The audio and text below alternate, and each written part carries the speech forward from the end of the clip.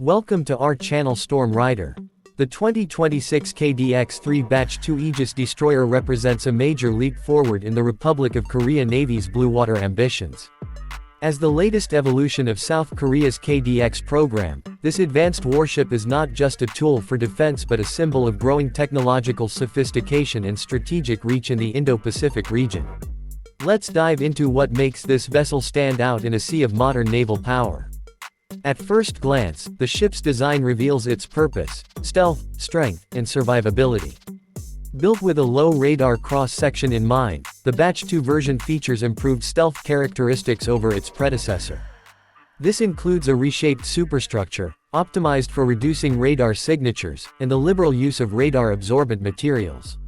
Even its masts and sensor placements are designed to minimize detection by enemy radar systems, allowing the ship to operate closer to hostile territories without easily being tracked.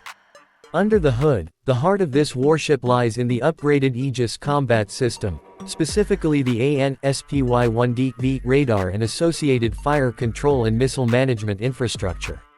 This system enables the destroyer to track and engage multiple air and missile threats simultaneously, covering a broad airspace with high precision.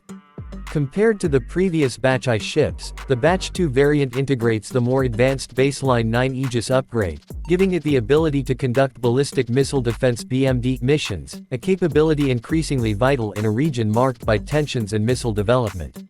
Another major talking point is the ship's vertical launching system (VLS). The Batch-II comes with an impressive 128-cell VLS configuration, divided between Korean Vertical Launching Systems (KVLS) and American Standard Mk-41 cells. This dual setup allows it to carry and deploy a wide variety of missiles including SM-2, SM-6, and possibly SM-3 interceptors for air defense, HYUNMO-03 cruise missiles for land attack missions, anti-submarine rockets, and future indigenous ballistic missile interceptors. This diversity gives the destroyer unparalleled mission flexibility, from neutralizing aircraft and missiles to striking land-based targets with precision. Powering this behemoth is a combined gas and gassed COGAG propulsion system, which includes LM2500 gas turbines delivering over 100,000 shaft horsepower.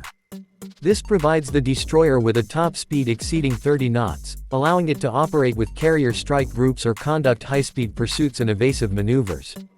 Despite its size, stretching approximately 170 meters long and displacing over 10,000 tons, the destroyer is agile and responsive thanks to its advanced navigation and propulsion systems. When it comes to anti-submarine warfare (ASW), the Batch-II version steps up its game considerably. Equipped with a towed array sonar system, hull-mounted sonar, and integration with underwater drones and helicopters like the MH-60R Seahawk, this ship is well prepared to detect and engage submarines at extended ranges.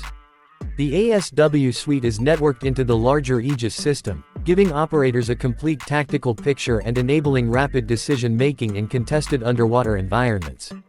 Electronic warfare and cyber resilience are also key features. The ship is equipped with modern electronic countermeasures, decoy systems, and jamming capabilities, which can disrupt or mislead incoming missiles and enemy surveillance. These features are not only defensive tools, they're also part of South Korea's growing emphasis on network-centric warfare, where information superiority can make the difference between victory and defeat. One of the unique aspects of the KDX-III Batch-II is its strong emphasis on indigenous technology. While it borrows components from U.S. systems, especially in radar and missile architecture, South Korea has heavily invested in domestically produced systems such as its combat management software, sensors, and missiles. This not only gives the country greater control over its defense infrastructure but also helps insulate it from supply chain vulnerabilities and foreign policy constraints. The ship's role in South Korea's naval doctrine is not limited to defense.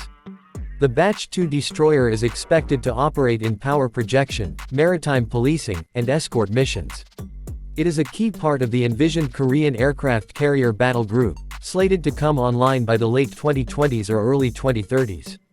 In that capacity, the destroyer will act as a shield for high-value units, using its sensors and weapons to neutralize threats before they come close.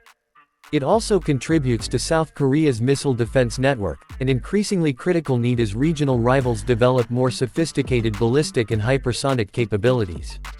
Crew accommodations and automation have also seen improvements. The ship is designed for a reduced crew compared to vessels of similar size, thanks to advanced automation in damage control, propulsion monitoring, and weapons management. However, living quarters and workspaces are also modernized, reflecting a shift toward crew welfare and operational efficiency. With a crew complement of around 300, the ship ensures that long deployments are sustainable, especially when operating far from home ports. Perhaps one of the most forward-looking elements of the KDX-III Batch-II is its modular design. Future upgrades to weapons, sensors, and electronic systems can be implemented with minimal structural changes.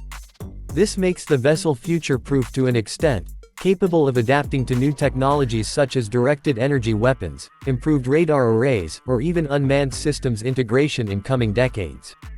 In terms of strategic value, this destroyer isn't just a national asset, it's a regional player. It serves as a deterrent against threats from North Korea, a balancing factor against neighboring naval powers, and a contributor to international maritime stability. By participating in joint exercises with allies like the United States, Japan, and Australia, South Korea is signaling its commitment to freedom of navigation and collective defense in a rapidly shifting security landscape. In summary, the 2026 KDX-III Batch-II Aegis Destroyer is more than just a warship. It's a multi-mission powerhouse that blends cutting-edge technology, strategic versatility, and national ingenuity. Whether it's tracking a missile in the upper atmosphere, engaging a submarine in the deep sea, or launching a precision strike on a coastal target, this ship is ready for the full spectrum of 21st-century naval warfare. For anyone watching the balance of power in the Pacific, this destroyer is not just another piece on the board,